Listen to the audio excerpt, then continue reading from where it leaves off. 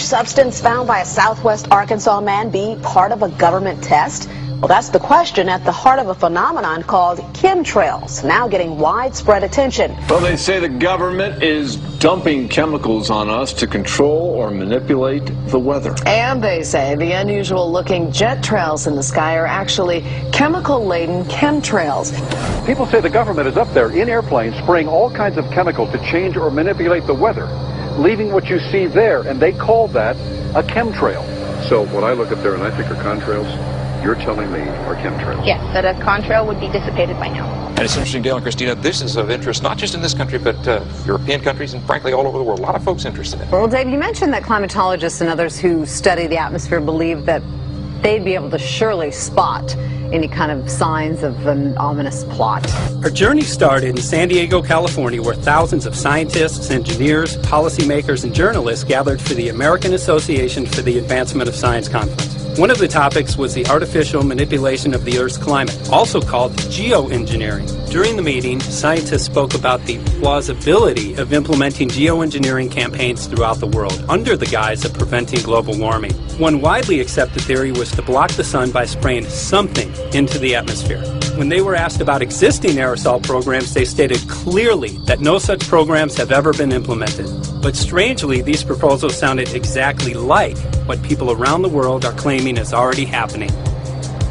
When I found out that the American Association for the Advancement of Science was going to be held down here and the main body of topics would be on geoengineering, I had to come. I had to be in on this. I had to hear what these top climate change scientists had to say.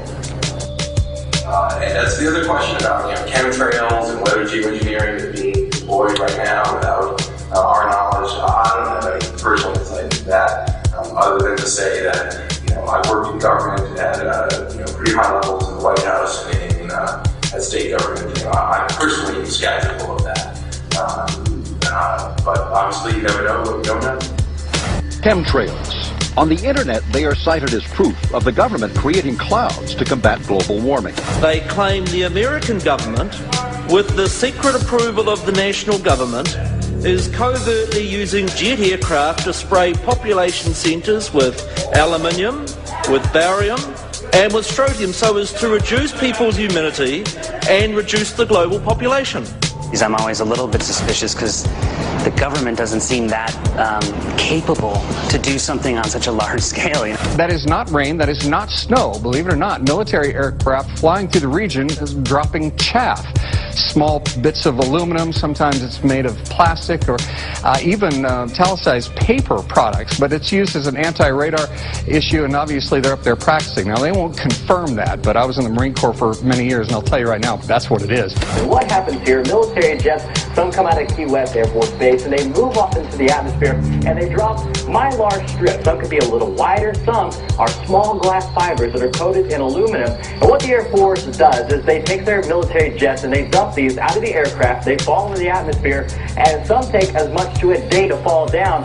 This is inevitably military or something going on. The government, the Air Force, you see this kind of a pattern like this, you can rest assured there's something going on. They're actually little bitty magnetic and little bitty strips of, whether it's aluminum. Well, it's a nuisance to you and I to determine what's real and what's not, but it looks like it is a life-saving operation there for the military. The apparent motive behind this conspiracy theory is one world government. Order, I cannot hear. Mr. Speaker, I want to assure the House that both my ministry and my colleague, the Minister of Health, who have received correspondence on this issue, that this conspiracy theory does not have an iota of truth, and that the trails observed from aircraft simply come from jet engines. Question number 9 of order. And I think what an appalling example it is of the new Foreign Affairs spokesperson for the Labour Party that she's spreading conspiracy theories about the United States government. I think the House has heard sufficient. It is called geoengineering, fighting global warming by putting a chemical dust in the atmosphere and reflecting harmful radiation back into space. We take geoengineering to mean deliberate, large-scale intervention in the Earth's system.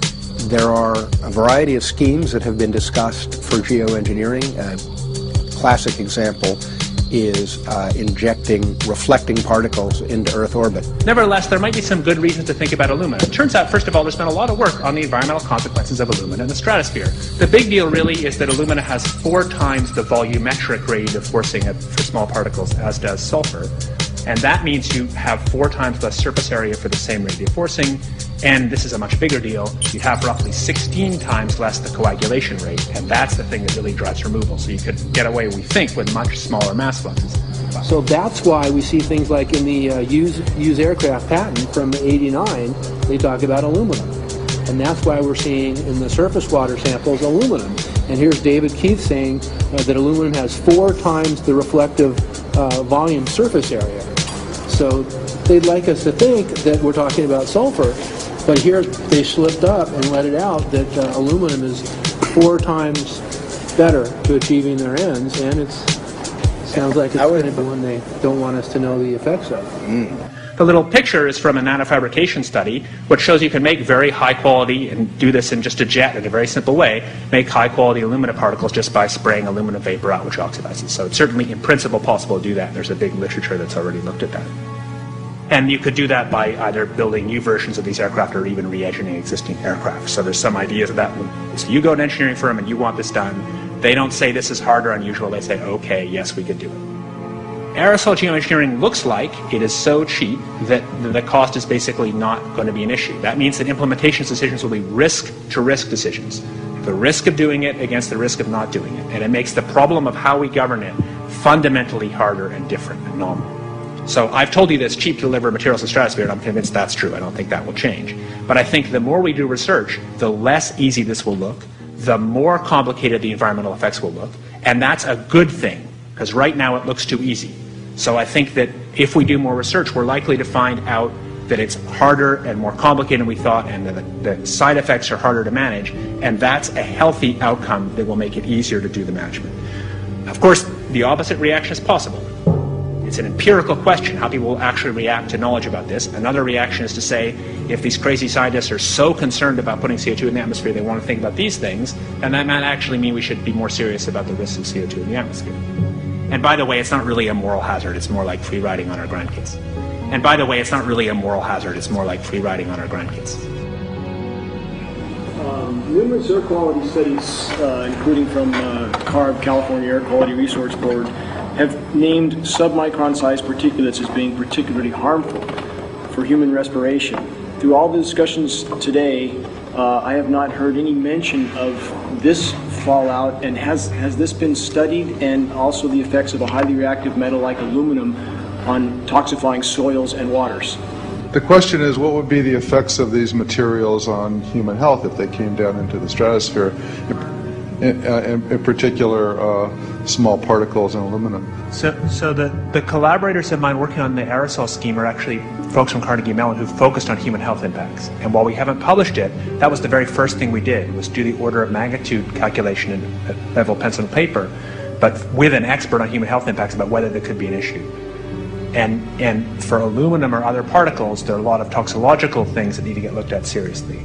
But if you're just thinking about the sheer number of particles and the human health impact of small particles, the answer is, well, we haven't published it. That was the first thing we looked at, with some of the leading experts who do epidemiological research on human health impacts, and it's not even close to being an issue. Clarify, so 10 megatons of aluminum dumped into the atmosphere would have no human health impact. So let me be more careful here. We're to separate out the toxicological. So the alumina, we've only begun to research and published nothing. Alumina, we've only begun to research and published nothing.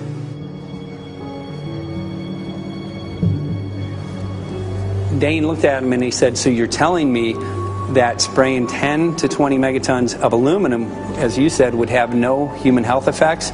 He took a deep breath and he swallowed and he said, let me be more careful here.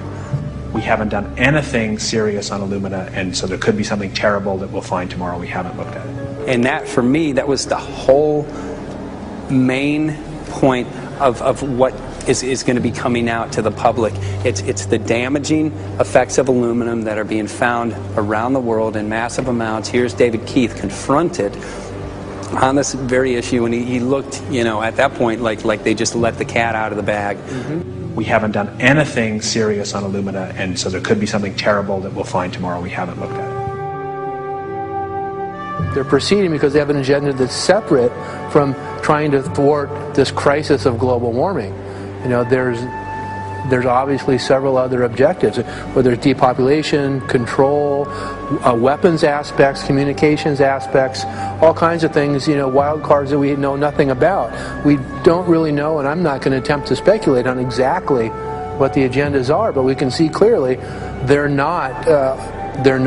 agendas are not benefiting mankind. You know, it's benefiting the agenda of the elite.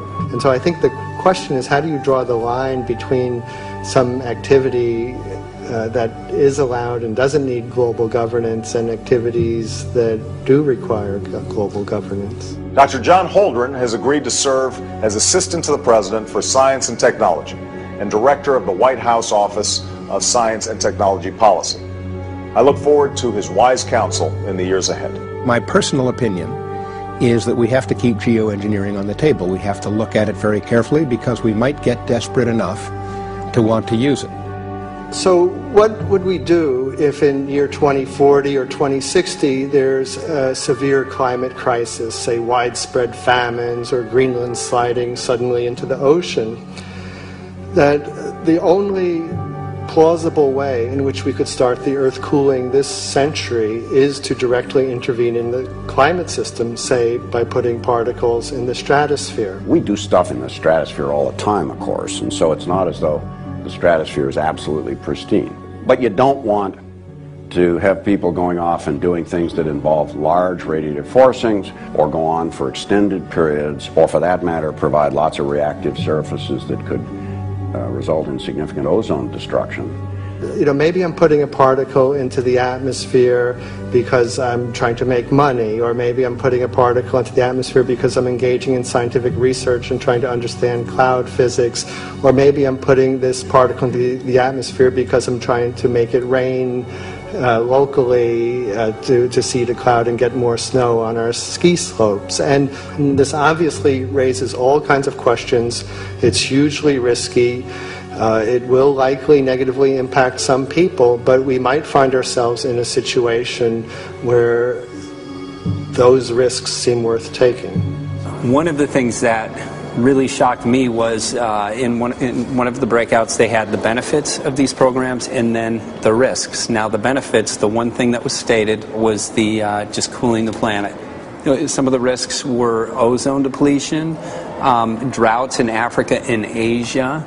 I got to tell you, I came away from this experience after listening to these scientists for 4 days of symposiums, really concerned because it's clear now that they are justifying, rationalizing, and looking to legitimize some really, really horrible impacts, further impacts on our environment.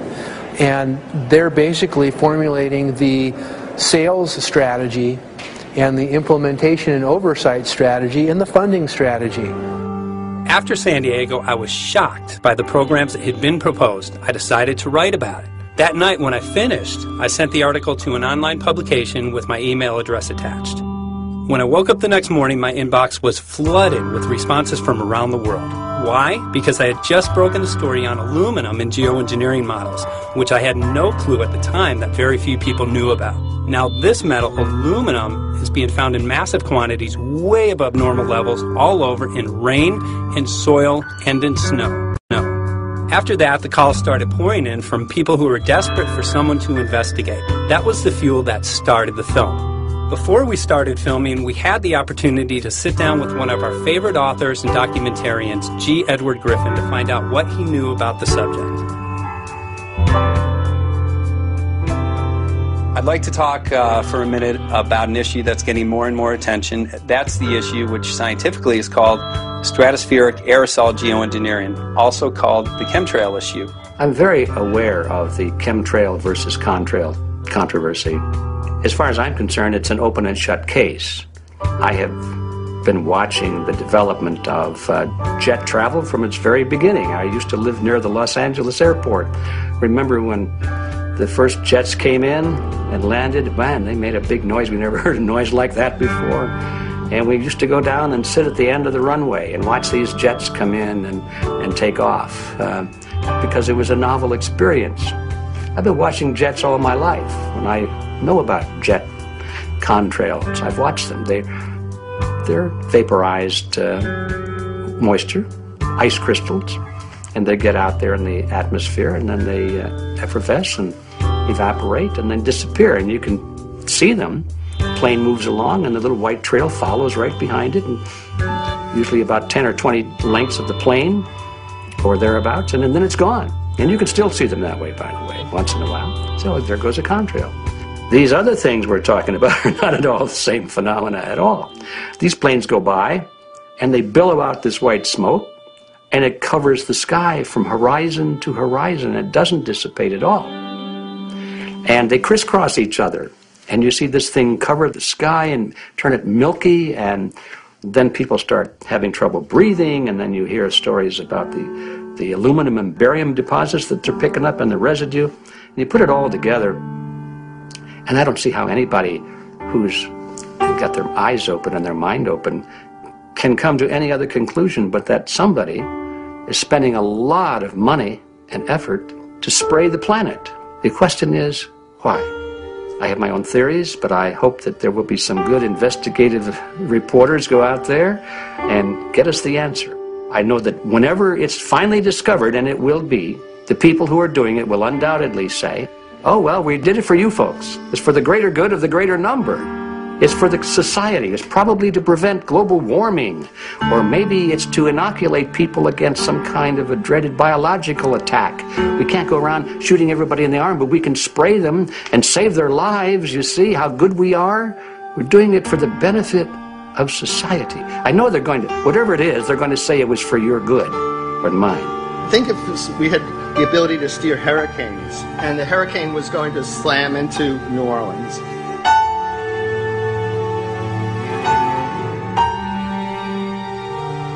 And let's say you could steer it so it would hit Mississippi instead, where for 100, that means I would be willing to more or less kill 18 Mississippians to save 1,800 New Orleanians. And if you do that knowingly, are you murdering those 100 people? And there's all kinds of equity issues there. Now, also, we might be wrong about our steering, and if we didn't do the research right, maybe our steering would intensify Katrina and even kill more people in New Orleans. And so this question of how do you develop the confidence to know that your intervention will reduce overall damage, and then how do you deal with the understanding that you might be damaging some people who wouldn't have been damaged before while saving people overall? The spraying appears to be mostly in NATO countries.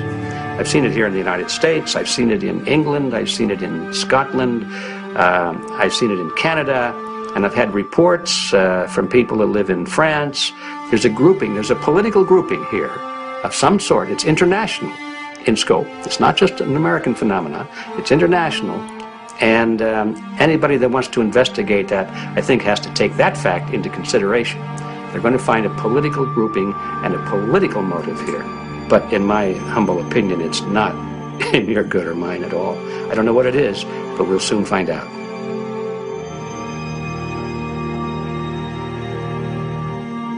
I'm sure that if you follow the old advice, which is follow the money, you'll come to the answer sooner or later.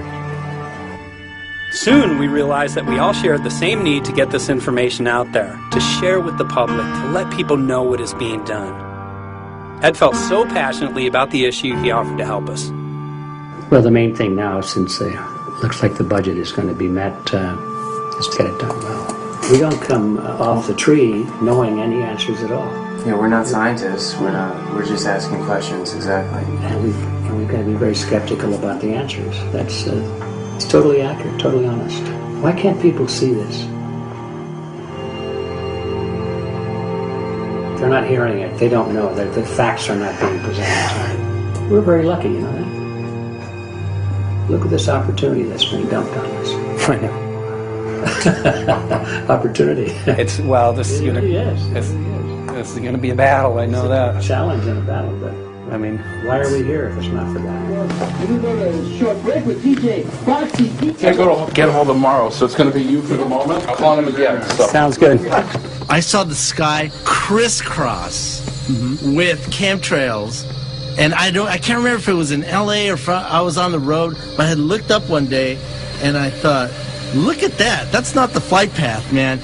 That was a grid, a regular grid over the city, and I couldn't believe my eyes. Milky white clouds. And, you know, it all seems very obvious, and now the evidence of what we have on the ground with the aluminum, the barium, strontium, and with what we see in the patents and what the geoengineers say are going to happen, I mean, for the everyday Joe, this is a slam dunk. This is a very delicate moment for the powers that be, because they're taking a covered-up operation like the tropospheric aerosol program, or chemtrails, Project Icarus, whatever. It's had many names over the years.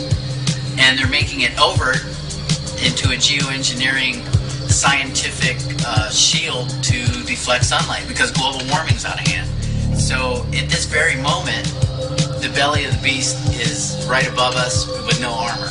Whether people believe in chemtrails or not, the geoengineering should be scary enough. And when people learn about geoengineering, chemtrails will then become apparent, because they're the same.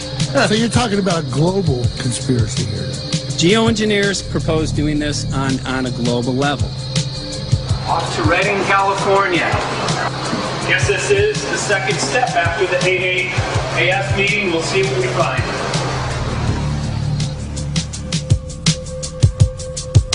Right here in Northern California at Dana Wigginton's house. He owns over 2,000 acres overlooking Lake Shasta. He told me about some of the challenges that they're having up here. Let's go and talk to Dane. We'll see, you know, what's going on his property. We'll see what he's going through, and also what action he's taking based on the test results that he has.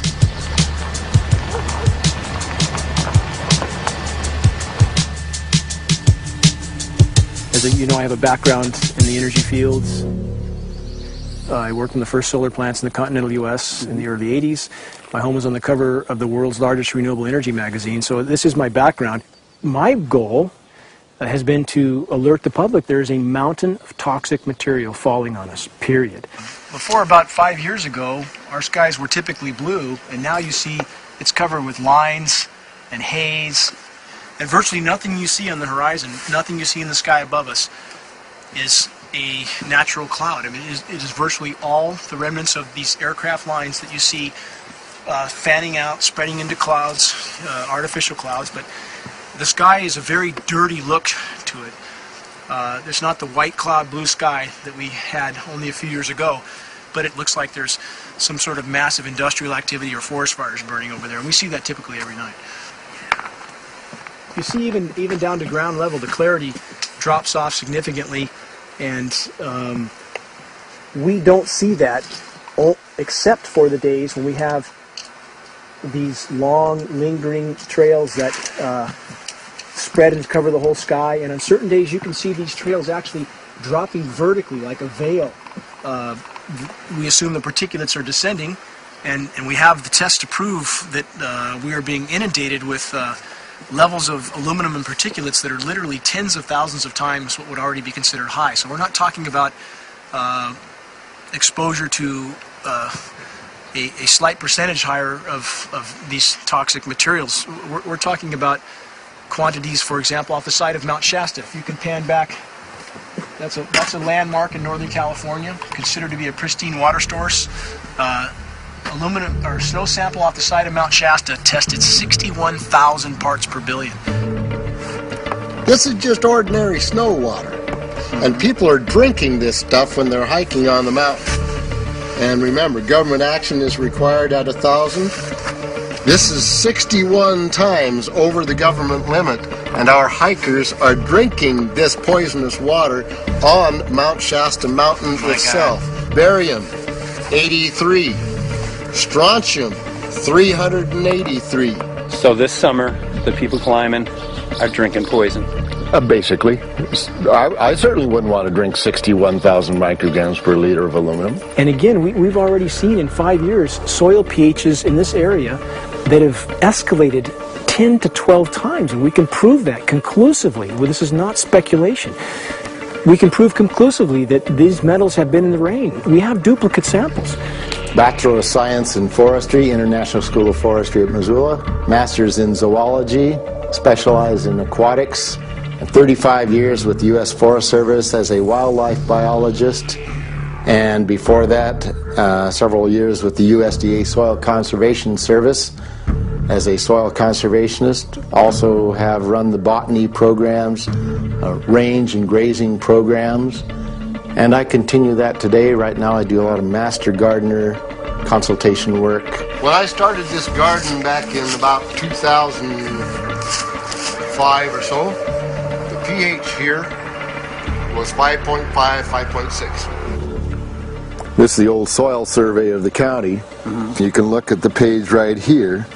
This is my soil right here. It's a Dietz 125, 126 here at my house. And here, the soil reaction pH should be between 4.5 and 6.0. And over there in the pure mud, it's even a little darker. It's 6.8 right there.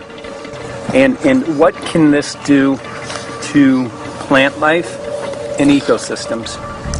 Well, you haul one of these things out and you start looking at the little things that are crawling around the soil. A lot of times they aren't there anymore. The little soil arthropods that you can barely see on a microscope, you can actually see movement with this. Little tiny macroscopic, look like little moving pieces of dust. Those start to go away. They're not gone entirely, but they start to go away. This is black oak acorns. You know, this is pieces of cedar wood. You know, come on, folks. This should be very acid, and I'm getting 10 times higher than expected. And there's something really wrong here.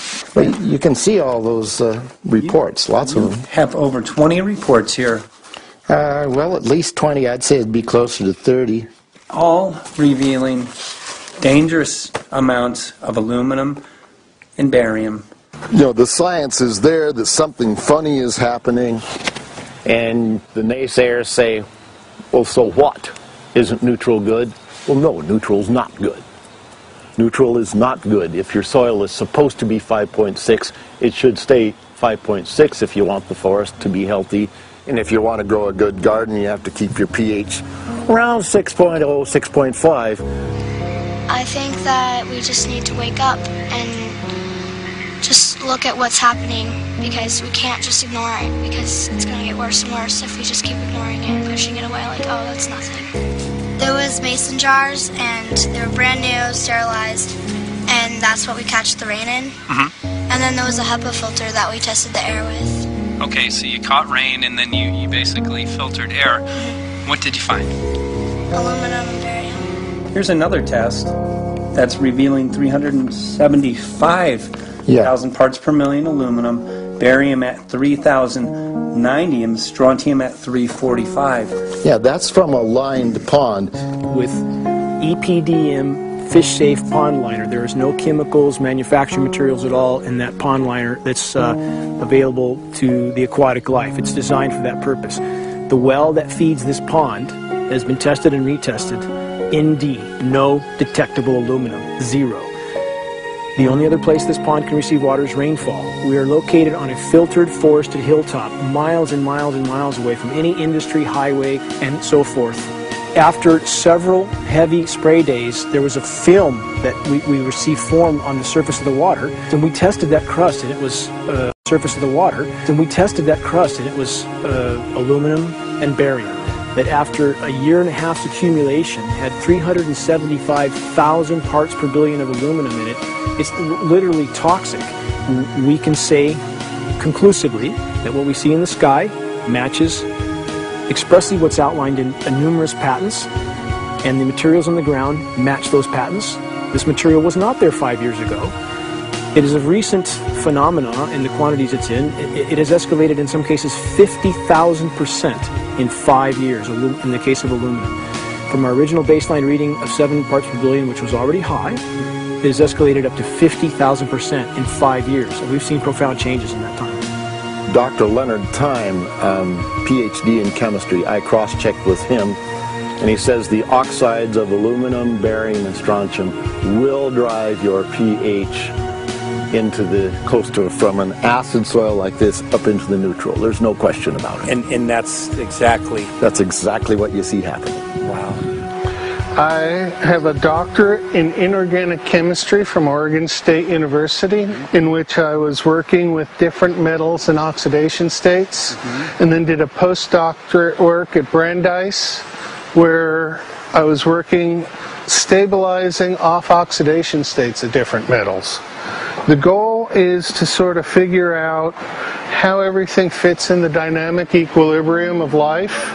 I was working with Francis up in Mount Shasta, and he showed me some rainwater analyses that had to do with levels of aluminum, strontium, and barium in the atmosphere.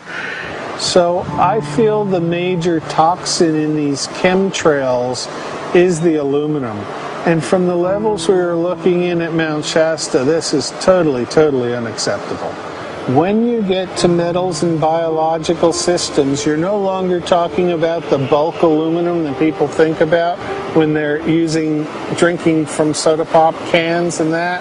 So once it gets to the aluminum oxide stage, it just forms a plaque within your arteries and shuts down life. When you take elements that normally aren't out in the environment and you start putting them in the environment, it raises some serious red flags. Aluminum is a very specific nasty in biological systems. It takes that site and it never lets go, and it shuts down the site, and that's it. And so as you accumulate aluminum over time, it causes major neurological damage because it ends up as aluminum oxide that's essentially stuck in place and can't be flushed out by normal systems. At the core of everyone's condition is always some level of toxins. And aluminum is known to have cancer-causing effects. The half-life is decades. I think that we should be working on taking more of these toxins out of our environment instead of adding more toxins in. It's very concerning that if we add more toxins to our environment, that will be increasing the rates and risks of cancers. Even one patient is not worth it. So sad that they would consider putting aluminum in our environment to affect something when they could be causing so much more damage. Wherever the material is coming from, it is there. The amount of metal falling on us cannot be disputed. Absolutely, this is not speculation. The amount of metal in the last 4 years, as I said, have increased to a degree of thousands of times, and California Air Quality Resources Board has studied the aerosols from China. These metals are not amongst them. Mike, the reason I've chosen to focus so primarily on this issue is I feel all other issues are secondary. What could be a greater priority than not being able to walk out your door and take in a breath of air without sucking up heavy metals? If our land base is being poisoned, if our waters are being toxified, what will we have left to work with? Whatever we choose to focus our time and energy on, whatever our political beliefs, that this is a common ground for all of us. We must have air that we can breathe that's not full of toxic chemicals and metals. We must have water that's not completely laden with whatever is being emitted from these aircraft. And if people stopped to consider that the atmosphere is as thin as a layer of paint on a basketball, it is an extremely thin layer that allows life to exist on this planet, to simply treat it as a physics lab and experiment with it until it is broken beyond repair is folly of unbelievable proportion. And if people understood that this sort of experimentation not only is going on, but has been going on for a very, very long time. Going back 50 years, there's been countless climate manipulation, weather modification programs that the vast majority of the public is completely unaware of. And if they think that this is not true, that certainly that somehow they would have known if it was occurring, I would ask them to look at things like Agent Orange and the things that governments do because they can, because there's no one to stop them. Because they have these huge military machines that want to control everything. And in fact, the government's own document, perhaps you may have seen, it's available to any online, is called Owning the Weather, an express goal of our government, and not just our government. You told the Associated Press that the American government has created weather tampering techniques so that the New World Order will be able to starve millions of Americans and to control the rest. There is weather control techniques. Number one, the entire patents on the equipment. Number two, Senator Claiborne Pell's complete statement and story of his own that not only does it exist, but that we even utilized it as far back as the Vietnam War. Well, Murph, We're going to do what we can. let's see what we can do. You got the scientists behind you. The scientists are with you, so at least this scientist is with you. I may not have $1 million budget, but I've got enough to show that something's dreadfully wrong. You got it. All right. So Arizona will be this Monday, the 21st. Senator Johnson up in Show Low. So we're going to be in the car a long time.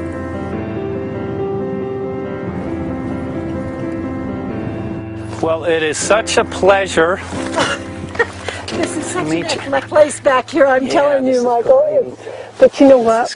We love it. It's so private and it's so quiet and peaceful. And please come in. My name is Karen Johnson. I served in the Arizona State Legislature for 12 years. I was in the House for 8 of those years and in the Senate for 4 of those years. When you see a plane fly overhead, there's a trail that leaves the end of that plane, and it goes from one horizon all the way to the other as the plane flies across, and it begins to filter out and cover more and more of the sky in kind of ripples. It widens out and fills the whole sky. I mean, how could anybody think that that was the case? And then to live and to be underneath that and know that whatever is in that is falling down upon you and upon your animals and upon the earth. And I mean, it's frightening to me. And if people don't start really waking up and facing the fact that we've got people that are doing terrible things to us, and we had better wake up and fight back now. I mean, I'm the mom of 11 kids. I've got 35 grandkids. I mean, I've got a stake in this. I care about what is going to be left for my children. I care about it, and I'm extremely worried about what is going to be left to them.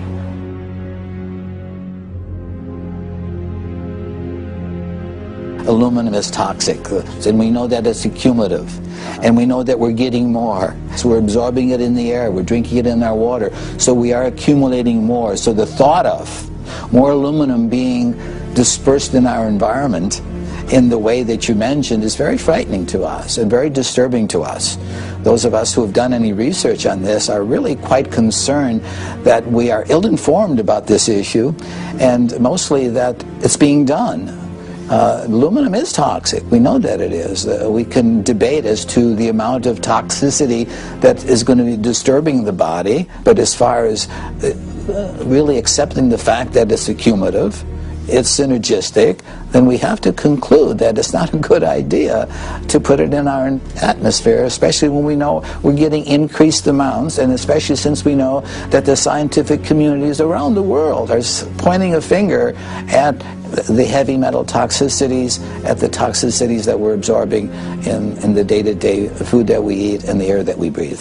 The concern is off the charts about why is this happening? Why is this being allowed to be sprayed continually all over the United States, all over the world? Who is paying for this? I mean, the incidence of Alzheimer's has just skyrocketed, which evidently has to do with an accumulation of aluminum in the brain cells. I mean, I think almost every family has been touched by a member as they get older having Alzheimer's. And it's a horrible disease. And to say that, well, this just came because people drank soda pop out of aluminum cans, you know, when my father passed away with Alzheimer's and he didn't ever drink soda pop, you know, that explanation doesn't ring true with me. And so I'm wondering, how much did this chemtrail spraying back in the Illinois area affect him? aluminum and fine metal is an accelerant. A friend who's a firefighter up in Pine, Arizona for 20 or 30 years says that the wildfires now that they're fighting are way beyond anything they've seen before in intensity. And when you look at the air samples and you see the fine particles of aluminum, which is very flammable, and magnesium settling on the trees, this is causing unprecedented savage wildfire. But if you look at this, you can see these are parts per million. They sent this to me, and I just found this to be extremely interesting because we should have like 2 parts per million of aluminum in our air. And this is saying that there's 39,000 parts of aluminum. That's astronomical. Barium is high. I mean, these are way off the charts of what people should be breathing or what's coming down on them. And, you know, if people wonder why their health is deteriorating, why they're having to go to emergency rooms, why they can't breathe, you know, why they're getting Alzheimer's, this has been planned. We have elites, I don't know what you want to call them, one-worlders, Illuminati, I don't know, whatever you want to call them. But with these people that don't care about the average person. They only care about themselves, their greed, their power, and if they eliminate, you know, 2/3, 3/4 of us from the planet, so much for the better for them, because then they don't have so many people to have to herd around and worry about. So this is a lot what this is about, and this is very, very alarming and scary. I mean, where is this stuff coming from, and why? Why is this kind of stuff being put out there? You know, I've heard different explanations about, oh, we need to cool the planet, all this and that. But if people are up there trying to cool the planet, why do they need all this kind of stuff in it? The explanations just never have really rang very true. And as I'm setting up the equipment, she looked at me and she said, all these trees here are dying. And I said, what? She says, all these trees in here are dying. So I thought, well, I'm going to test for aluminum, because that's one of the key things in the programs that we're talking about, and titanium. And I took some of this bark sample and tested it, and it came back positive with aluminum and titanium. Then I started traveling around California, noticing the same thing. In Lake Tahoe, there was a lot of the same type of bark, all through Sacramento area and Davis. Just about everywhere I went, I was noticing this silver white bark. What I think is happening is these chemicals are getting down and destroying the roots. And then as they come up, they're going out into the bark. Those 2 right there are the ones that are just, it just hurts so bad to see these 2, because look how old and big they are. We probably lost 40 trees right here on our 10 acres. Every week, every other weekend, we'd see another tree that was beginning to die. And I mean, it's just so sad, we just cry. And to think that that might have something to do with it, along with their other explanations, would really, really frost me. Every time you lose a tree, you know, it's not good, it's just sad. And there's another one over here in this little group of trees here. Don't you feel better when you stand up and fight than if you crawl down in a little hole and go to sleep? You know, I mean, my gosh, people, your families are out there, children are out there, your grandchildren. I mean, you've got to do something to help.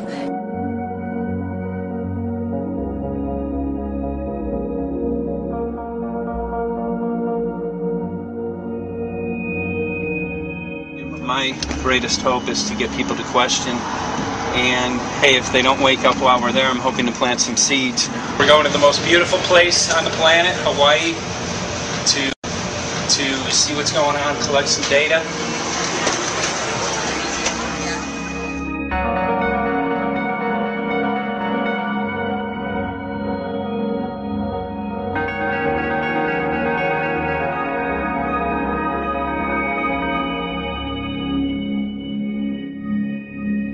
Thank you for having fun with us. Hope you enjoyed the trip.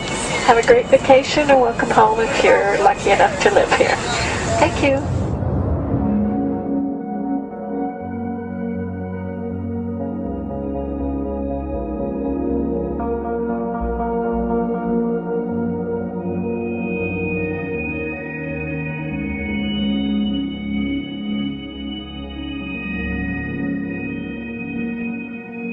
The whole valley's off the grid, so it's either solar, wind, or generators.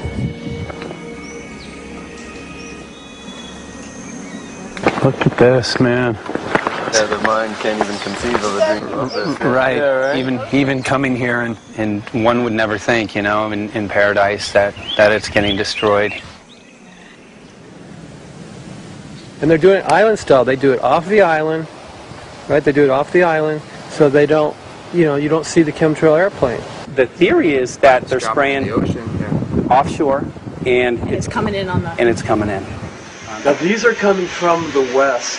They're also spraying on both sides today. A lot of this stuff is actually chemtrails coming this direction. There's material that's blocking. We should be able to see to the horizon, you know, where the Earth curves, because we're high enough and we have the ocean, right? So we should be able to see. We should be able to see the Big Island. It's only 30 miles away. And you can see it's not a blue sky behind it. That's the key. It's all, you know, has that kind of weird looking blue, like silver blue, I call it. And this is a nice day. You know, there's no more blue sky. The night we're going to look at the stars at night, and it's like you'll see. You can count them. There's so few stars at night now. There should be hundreds of thousands of stars, and I can count the stars. There's like one here and one planet here. It's like you might see some nights you'll see 100, some nights you'll see 10. This is what concerns me. This kind of stuff right here. It's just soft. Okay. This just comes right off, this bark. That's not natural. For I've seen hundreds of thousands of coconuts, and I've never seen it falling apart like that. Look at this, you guys. I've never seen anything like this. I used to trim trees all the time in the Big Island. I've never seen anything like that. That's why I'm concerned. Not an easy task that you have here on the island. I could see the skepticism because it is so far beyond anybody's reality. It's amazing. It's just amazing to try to look through somebody else's eyes. Like my eyes, I can see this so it's like night and day, and other people it's just the illusion is just so deep. What do you think would happen if everybody awakened to what was going on and what the plans were of geoengineers? I think they'd have a revolution in Hawaii. If people really understood what was going on. What's your concern for, I know that you love the land here. What's your concern about the chemtrails? Well, that we won't be able to live here and grow our own food. And that our health is going to be compromised. You think it already has been? Yes. And the thing is that they're doing it every day here, every day. So it's hammering, micro doses every day. And then, of course, it's getting in the environment, and of course, it's weakening the plants. And it takes a couple years for this to actually weaken the plant. So we are asking for GMO taro. We're asking for GMO papaya because we can't grow our natural seeds. We can't be sustainable. We can't truly, you know, be here as God created us to be. So my friend convinced me to do a hair analysis on my daughter. So we went ahead and cut close to her scalp and got some really recently grown hair and sent it in.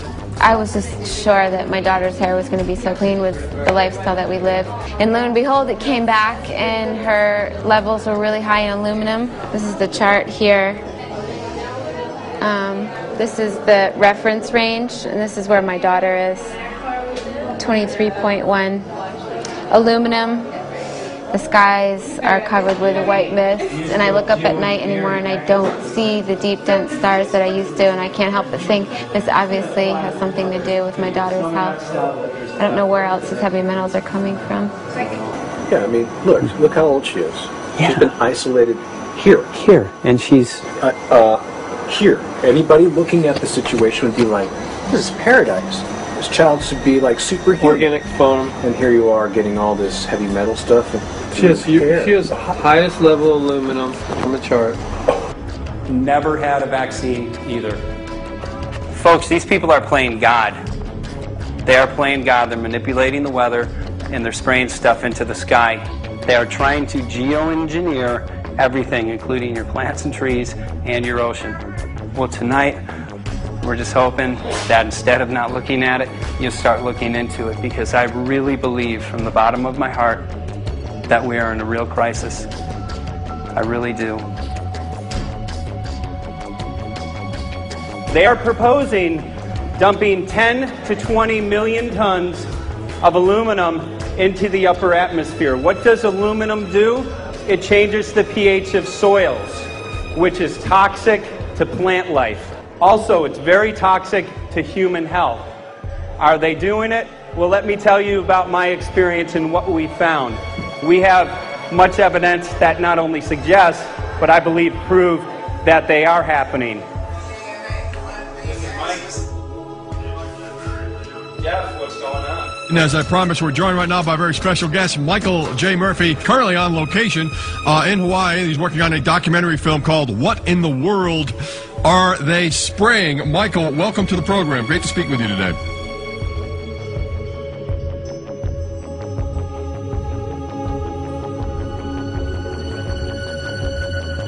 I had a friend who recently, he's always looking at things from a different perspective. He's a bit of a conspiracy theorist, you know. And he says that whenever the president comes to LA, there's no spraying that week. Could you have a better place for an interview? I mean, look. Well, this is being done over our farms and over our things. So basically, they want to eliminate our ability to eat organic food, have clean water.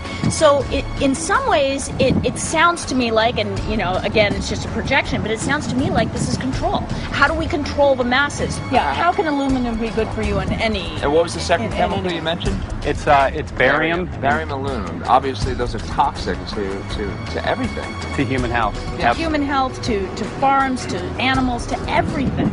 61,000 parts per billion. And there should be a government alert at 1,000? At 1,000, people are drinking this. People that climb the mountain, they're drinking that snow. It's poison. Oh my God, that's so disgusting. So that's 60,000 times above regulation. Exactly. 60,000 times above regulation. And I've talked to friends, and they're like, well, that's just ice. That's just condensation. And I'm like, you can talk to a second grader. Ice doesn't float in the sky and spread out that way, you know? You're not an expert, but you're a concerned citizen who said, wait a second. Who's actually doing the research. Yeah, you're doing the research, and that's what we need to do as Americans and say, you know what, I want to know what's going on. I want to know what the FDA is doing to my food. I want to know what the government's doing with my air, my water, and the soil. And, you know, it's just great what you're doing, and I just, my kudos to you for bringing light to this subject. Put all of the theories aside, just what geoengineers are proposing and what's being found is scary enough. So we can just address that. And I encourage more people to just step up and ask questions and do what he's doing. So thank you, Michael, very, very much. Aerosol spraying aluminum affects everywhere, and we have a beautiful tropical climate which I believe might be in jeopardy. So we wanted to not only come and bring the message of what people were finding around the world, but encourage people to test for the aluminum, strontium, barium. Essentially, I think it was an effective trip. I saw a lot of people here in Hawaii, in Maui, awake and not only curious but willing to look into this deeper, and that's my only hope. This is one of the boldest moves, I think, from Ed Griffin yet. This is the taboo topic that nobody's supposed to talk about, and that is aerosol spraying. Now, we've got tons of documented proof of errant aerosol spraying. It just blows my mind that the whole essence of humanity has always been to look up into the sky and ask why. Though there are no limitations, there's endless space, an endless universe. Now, in the 21st century, we're not allowed to do that.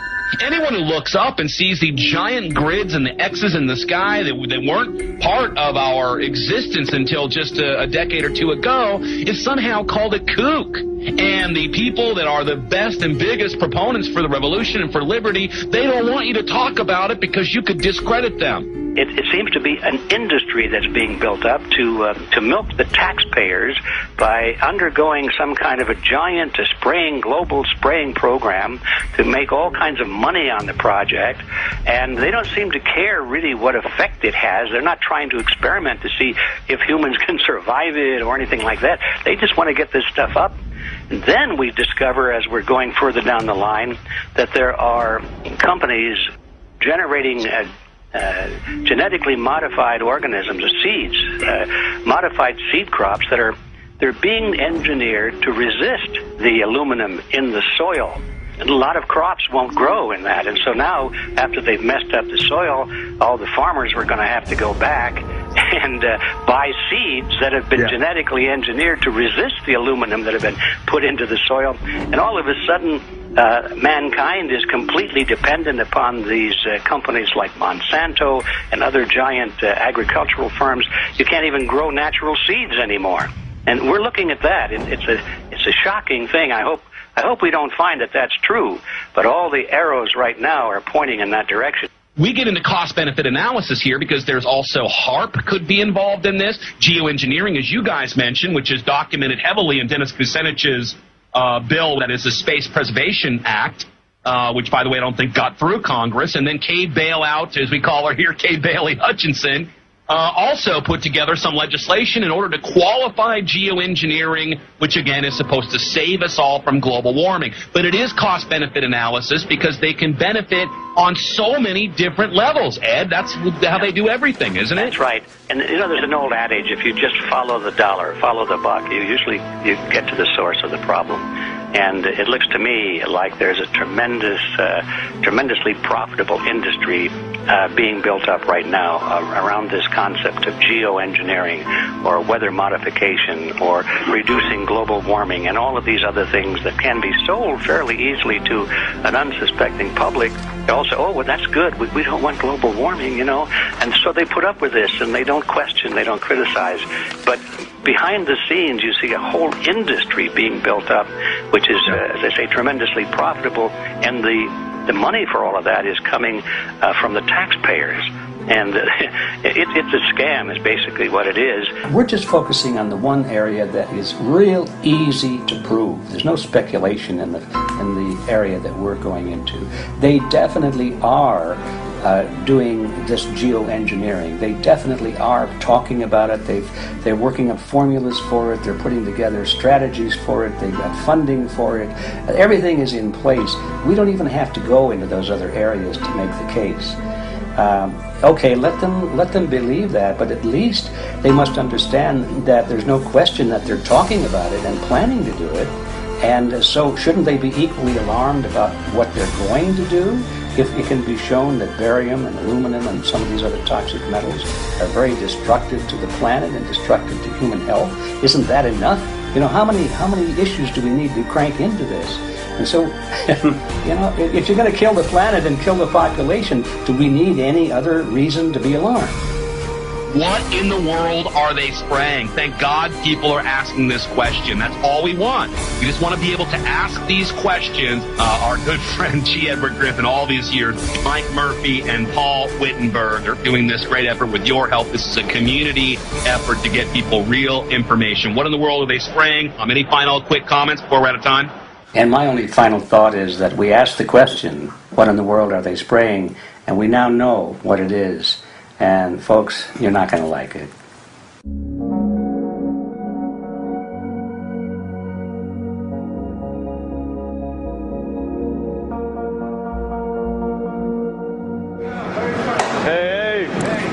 I'm Peter Vreken. I'm from Belgium. I'm 54 years old. I can't believe it myself. I'm a very happy and grateful person. We are doing the job the police, the Justice Department, or the Environmental Department should have been doing.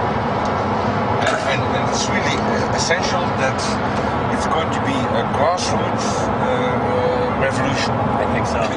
God is on our side because we are not fighting against, but for. Yes, we're fighting for. I was in the council for about 25 years and also a period as the mayor. So from that moment on, 10 years ago, everything started to change. I start to get a picture of what is really going on. And it became crystal clear to me that we, humankind, have been manipulated and dominated and exploited for centuries. So, and this chemtrail phenomenon made me angry because I was so helpless. You can decide what food you're going to eat, what you're going to smoke, what water you're going to drink, what kind of life you're going to lead, but not with this phenomenon. Then you are just a victim. It's only a game. And there have to be good guys, and there have to be bad guys. And luckily, we are in the position to be able to play the role of the good guy who has the chance and the opportunity to overcome. 3 days that we shared with them, my heart just dropped because it was such a beautiful way to live and such a peaceful way to live. I left thinking, what's this going to be like in 10 years? Is everything going to be killed off on the property? And if it is, how are they going to get their food source? Are they going to have to take a class, you know, and get certified by company XYZ? And what are the requirements for that? And that really is the end of freedom. I'm concerned about that. I definitely, I really am. Yeah. I learned to say everything is now as it has to be now. And everything is going to be okay. It's going to be all right. It's going to be okay. Yeah. Yes. I have this deep feeling that in the end we will prevail because we have the right on our side. The cosmos is helping us. And I have this strong feeling that we are being supported by entities and by forces we can't even imagine.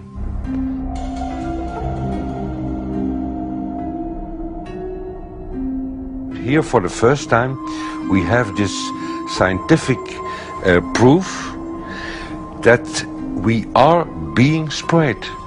We are being spread, and it's incredible and it's hard to believe, but we are being spread. I think at this moment to stop is not an option. Once you know it and once you have a tool like this and an opportunity like this, that the issue of chemtrails or persistent jet contrails or whatever name you use for it, that this phenomenon is recognized as being real, publicly debated on. In the context of geoengineering, I think it's high noon to bring this to the public. This is what the sky is supposed to look like. These are old paintings. We forgot this, I'm afraid. In the years that I have been a medical research journalist, I have looked at many, many things, and I found the same three issues in whatever I'm looking at. And that is that we are being dumbed down, we are being made sicker, and we are being made infertile. Citizens gathered from around the world in Belgium for the first International Chemtrail Symposium. The event attracted leading professionals, politicians, and activists who discussed the health, environmental, and social implications of these programs. Today it's only going to be about facts, documents, figures, patents, licenses, everything that brings us to the truth. We have no other weapon against this vast complex than exposing and bringing their dark works in the light of the truth. We have the hope that by our efforts, more and more people will become aware of the fact that we are deceived by our leaders. So today, we, as a family, join forces with the people who publicly made known to the world that chemtrails are not a conspiracy theory, but a conspiracy fact. From the Technische Universiteit Delft in the Netherlands. Ladies and gentlemen, please welcome Koen Vermeer.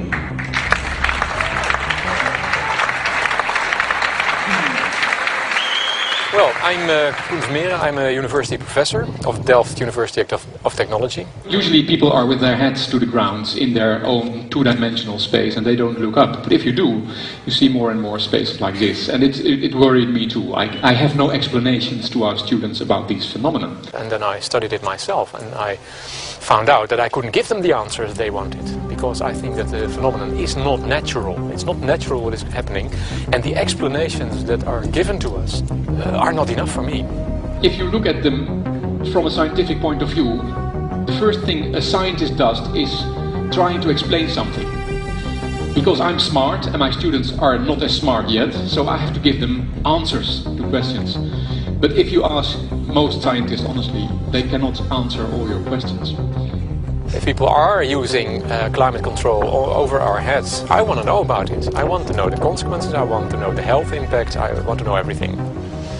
I need, as a teacher in my university, to give answers to my students. And they have good questions. And I don't have the answers. And I want to know. Excellent. And we should discuss this. Ladies and gentlemen, for here you in the auditorium and for all over the world, Michael Murphy.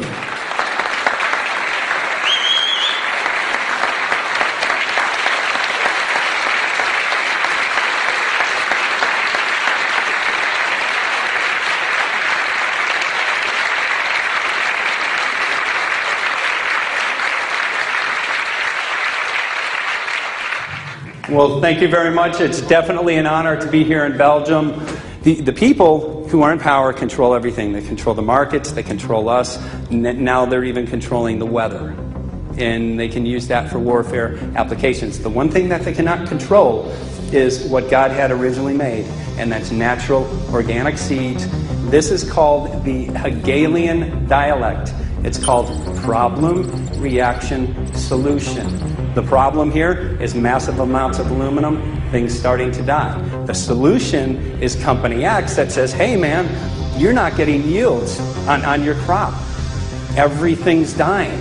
But I got the solution. I got a seed that will grow in this environment. The only problem is now you have to start buying from me.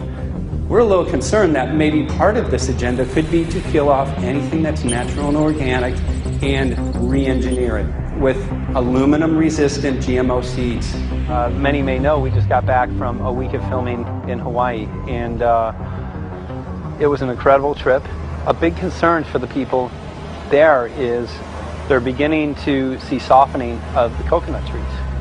But their concern is that these programs may again be part of a broader agenda to destroy anything that's natural and organic, so that the corporate redesigned GMO foods might be the only source of food for people. I didn't anticipate so many people, young and old, who are interested in this phenomenon and are concerned about it.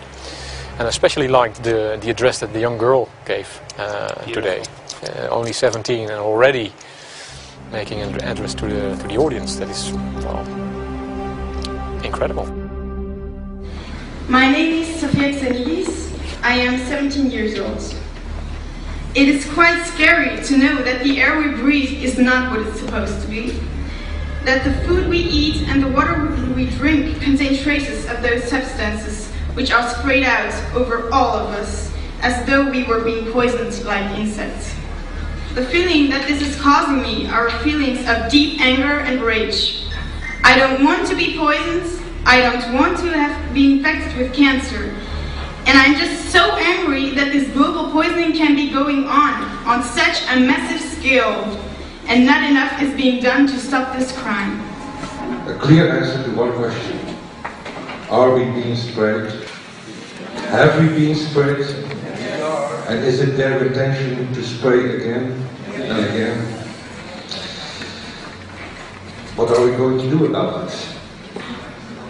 How are we going to deal with it? How are we going to stop it? I know the answer.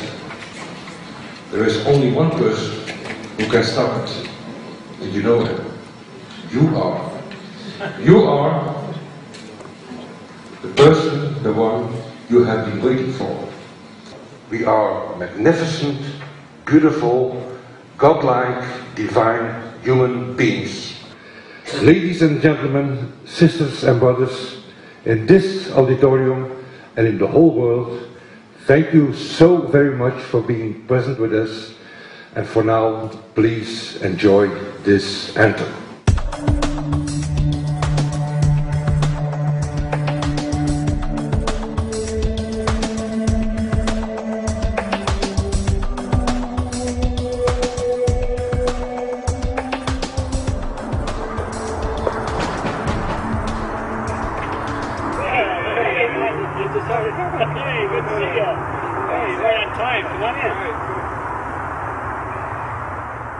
So, anyway, I'm glad that the weather's been good for you fellas so far. Just think if we were doing this in the wintertime, you might, if you're going to Washington, D.C., you might run into snow. Thank God we're not. That's right. You know, it's interesting because of the different weather modification programs. There's something like, I think, right around 32 in the continental U.S. alone going on. So the theory is that geoengineering is in part weather modification. You know, Mike, that's a very good point. There are so many subsets connected with this issue of geoengineering. People are writing to us all the time with information about the connection to global warming, the connection to weather modification. Some people think there's a connection with Morgellons disease. Others think it's kind of a means of transmitting electromagnetic impulses from the HAARP antenna system up in Alaska and Siberia. Boy, it gets your head spinning. And each area, I think, is worthy of investigation, but we have so little time. I think it's wise for us to stay focused on just the aerospraying and the toxic effect of these chemicals and the destruction of the planet and the damage to human health. What more do you need than that to convince people that we have to put a stop to it? So to stay focused, I think, is our mission on this one.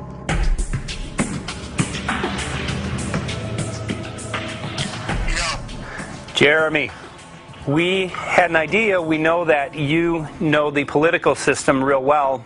Our idea was this: we have a ton of data and information that we've collected throughout our travels, and you know, we really think a good way to end the film would be addressing this to elected officials, some of the senators. So we were wondering this, if you might be able to come and kind of help us out and perhaps show us the way in how to get this done politically. But it sounds like a really good idea, and I'm also going to get to, in terms of researching who it is that we should really focus on talking to about this.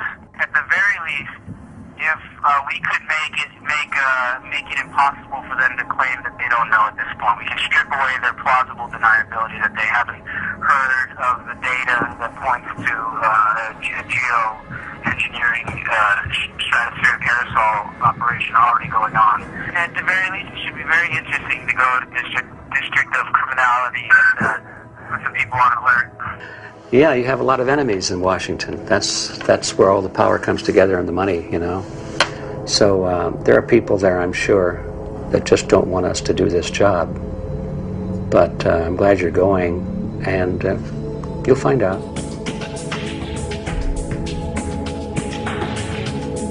We took the data to Washington, D.C. There we presented our elected officials with the following letter. According to the 5th article of the Bill of Rights amending the Constitution for the United States of America, no person shall be deprived of life, liberty, or property without due process of law. But the daily spraying is depriving all persons living within the United States of life, health, liberty, and integrity of our common and private property without due process of law. As a representative of the people of the United States of America, we insist that you do everything in your power to protect us and immediately put a stop to geoengineering spraying at once. There exists no justification, legal or otherwise, to poison the planet and its inhabitants. Now suppose that space aliens arrived on, maybe they're going to land at the UN headquarters down the road here, or maybe they'll pick a smarter spot. But suppose they arrive and they give you a box. Suppose they arrive and they give you a box, and the box has 2 knobs. One knob is the knob for controlling global temperature, maybe another knob is a knob for controlling CO2 concentrations. you might imagine that we would fight wars over that box because we have no way to agree about where to set the knobs. No global governance, and different people will have different places they want it set. Solar engineering is like chemotherapy. No one wants it. But we all want the ability to do chemo and to understand its risks should we find ourselves with dangerous cancer. How long does it last up there? The lifetimes are years. What, years? A couple years. And then it what, precipitates out, or Yeah, that's correct. no toxic side effects that we know of? The thing we always wonder about is the unknown unknown. Yeah. So if you're thinking about, say, the acidification, it's clear that's not a problem. There's several studies that showed that. Right. But of course the concern here is with so little research, there may be some unknown that comes out of left field that bites us. My name's Mike Murphy. I'm a filmmaker in from Los Angeles. We're covering an issue called geoengineering. Okay, thanks guys. Senator, quick question about the issue of geoengineering. I'm afraid I don't know what you're talking about. And wondering if you were supportive of geoengineers' proposals of spraying 10 to 20 million tons of aluminum into the atmosphere. I should really get a briefing paper on it before you give an opinion. Oh, not a problem. Are you aware of the issue? Not completely. At all? Okay. Do you have a letter from constituents, and people have concerns? Yeah, We're making a documentary about the sea. I don't know. You guys have credentials to be here? Yes, we do. We pass through security as well. Endowed by our creator. I think so. Please don't touch me. Please don't touch my property. You're lying. No, why? What did we lie? What did we lie about, sir? No, we're not. What are we lying about? Lying about what? It's a little unusual, huh? I haven't heard that. Okay. You're not aware of it? And it appears that these programs have already been deployed. You know, I haven't looked at that proposal, and so, why don't you let me review it? I can do that. Are you aware of? Actually, I'm going to go. Yeah. Let me go ahead and get that. I will take a look at this, and I will act accordingly. General, this program, this openly covert program of the aerosol spraying, stratospheric aerosol spraying, geoengineering, using tons of aluminum, spraying it up in the sky. I have no idea what you're talking about. Okay. Commonly called chemtrails, sir. When you were the head of NEMA, did you see the aerosol trails? Mike Murphy, filmmaker in Los Angeles.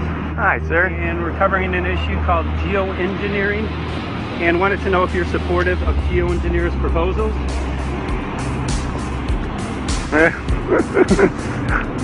Congressman?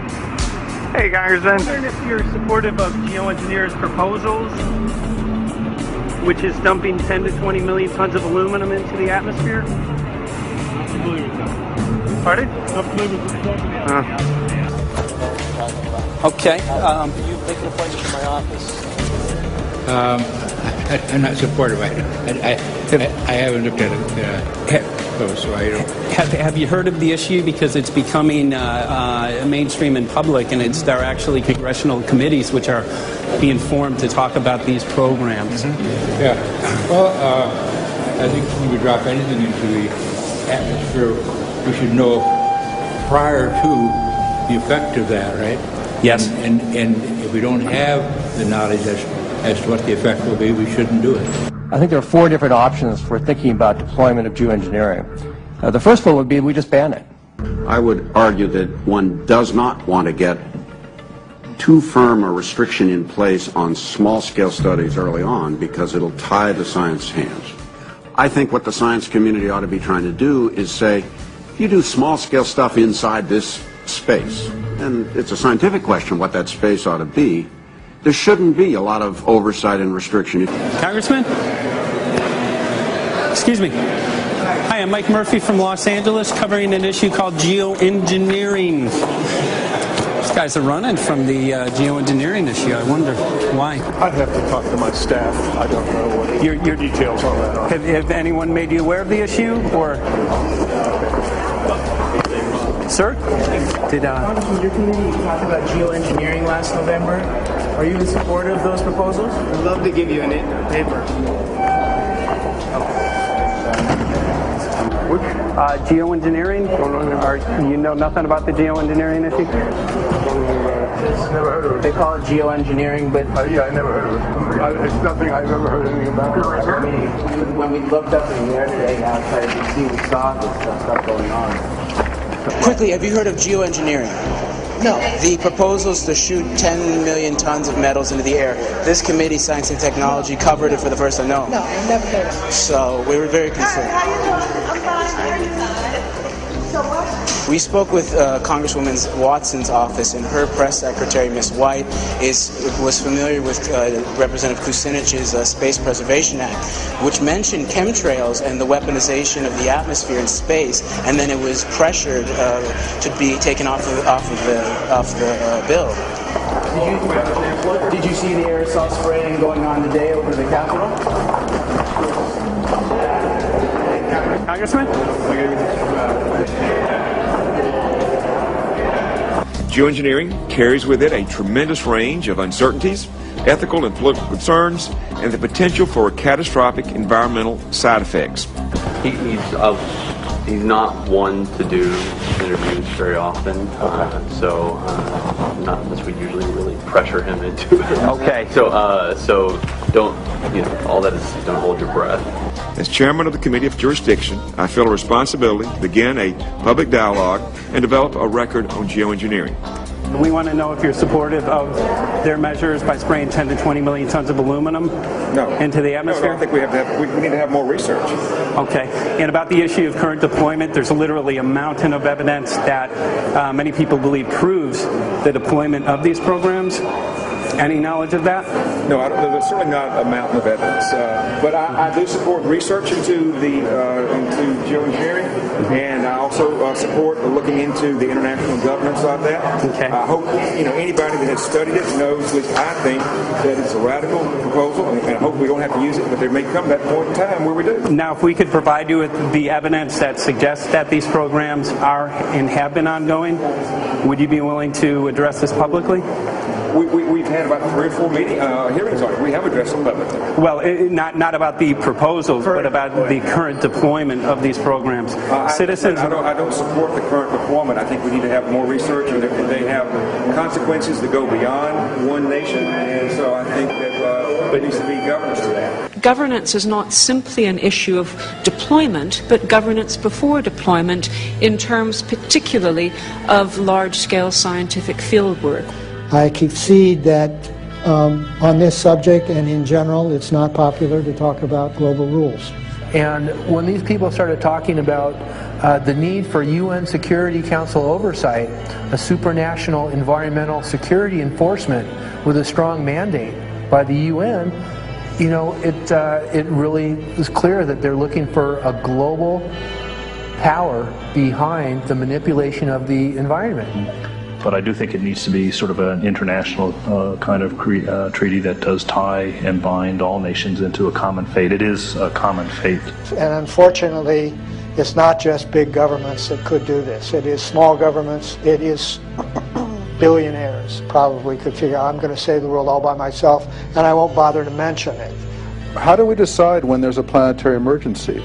Whose hand is on the thermostat? How do we decide when to start it? There's no way to do that right now. And what if we do start doing it, and then by some problem with the technology or with the will, we can no longer do it? In a year or two, the aerosols will come out of the atmosphere and temperatures will shoot up at a rate much faster than it's going up now. And it's that rate of change that's hard for us to adapt to. So once we start it, we'll be sort of locked into doing it for a long, long time. And so with basically no end in sight. Boeing would pursue this to make a profit, right? I mean, the financial motivation to do this. Let's see. So let me not speak for Boeing. Is that allowed? Okay. Yeah, well, it is what it is. No, but someday, if the U.S. is going to decide to do this stuff, they're going to look to a company who can do it, and you want to be positioned, Boeing would rather be get it than Lockheed Martin. So certainly we have an industrial base that helps the country take on technologies and large-scale challenges like national defense. And we do that both for a profit motive as well as, I think, as a national service. So I think it would be truly disastrous if, you know, we discovered a few years from now that there was a black program that some government had stood up to sort of learn on the quiet how to do this. It's pretty clear you can cool the planet, but you will not and cannot bring it back to exactly the same climate state you started with. So you may or may not, and I expect we'll have a lot of back and forth about how useful it is to ameliorate the risks of climate change. I think there's a good evidence it probably is useful, but we don't know. But it certainly can't get you back to exactly the climate you started with. I think everybody agrees with that. Do you think you'll see deployment in our lifetime? Let me say I hope not. Al? I would agree. I hope not. I hope not. Okay. I see this as something like an evacuation plan. That you build big dikes. Maybe that's the emissions reduction to try to keep the flood from wiping you out. But that if that flood should come, that you'd like a plan for what to do in the event of that catastrophe. So I see these options more as a catastrophic response option and not as a way to reduce risk of everyday climate change. You would advocate mitigating consumption of beef as a means of accomplishing your objective? Yes. How would you suggest going about that? You can't. I mean, it's your job to decide what to tax and what not to tax. Obviously, if you wanted people to behave differently, you give them incentives and disincentives for behavior. But I'm sure that's the answer you want to hear, Mr. Smith. If only my time had not expired. Thank you, Mr. Chairman. Because there's literally aluminum and barium contamination found around the world, believed to be from these programs. Like, look today over the Capitol, looks like they're deploying some type of aerosol. Did you see it? No, I didn't, but can see you. In a James Bond scenario, some rogue rich guy puts some airplanes in the air and seeds the clouds. What is to prevent that? Okay, are you aware of the issue? You do it through the... Are you in support of those proposals? What is your take? I don't know anything about it. I have to get more information. I've got a chair here. Okay, we'll give you a letter on that. Yeah, this is a letter from constituents. Okay, great. Excellent. And many people believe that these programs have already been deployed because mass contamination has been found. Geoengineering programs, stratospheric. Got it. Yeah. You just brought it up. Okay. Spraying from airplanes. Okay. So what is happening? People from around the world are finding contamination. Let me take care of this and I'll talk to you when I come back. I'll be back. He's here. Thank you very much. We see that even though we might make the average temperature of the planet about right, the rainfall patterns change some from today. And some places become warmer and some places become cooler. So there are going to be winners and losers in this geoengineering activity if we were to do it. But nevertheless, as David has said, there are reasons why we might consider doing it. Many people are deeply concerned about it because of the toxicity of aluminum, and it has been addressed to Congress in various committees. Would you take a look at a letter from some of your constituents addressing the concerns? Excuse me if I go. Okay. Can I give you a letter from constituents? Are you aware of their proposals of dumping? Gotcha. Thanks. Well, I'm not familiar with it, so I don't know what they're doing. Okay. Well, geoengineers are proposing just that, dumping aluminum and barium into the atmosphere. Why would they do that? Aluminum's a precious metal we can use. Well, the stated goal is to actually cool the planet. However, there's a... Sounds strange. Right, exactly. So they're proposing dumping these metals into the air to block the sun, essentially. We're here to just find out what members of Congress are... I hope we would have a strong hearing on that before we decide to do that. I would hope so. And there's plenty of evidence that not only suggests that these programs have been deployed, because we're finding contamination of aluminum and barium on the rain, snow, and soil. Okay, thank you. Thank you. LA County has seen a 200% increase of Alzheimer's over the last decade. Tons of ground and water samples showing high levels of aluminum all around our why don't you give me all the information you have? I have some very good people I will assign it to.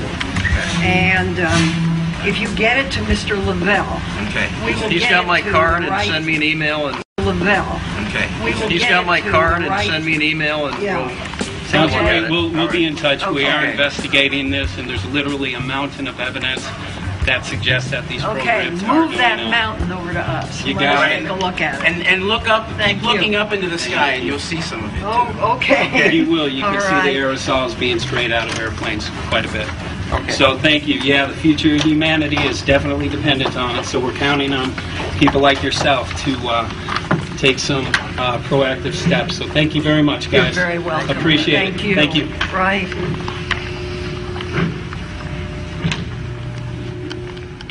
A lot of Congress was running down the hallways to avoid answering any questions, looking for doors in the hallways. So apparently the war is against all of us, and we're all in a hostage crisis. People who took an oath to uphold and defend the Constitution are not only know this is happening, are participating in this. And all of us have a duty to stand up and speak out about it. Why is the water being contaminated? Why is the soil being contaminated? Why are aluminum-related diseases going up? And it's affecting all of us, and thus we all have the duty to stand up and speak out and get educated and stop this. For our own sake, for our children's sake, it is a crucial moment in history right now.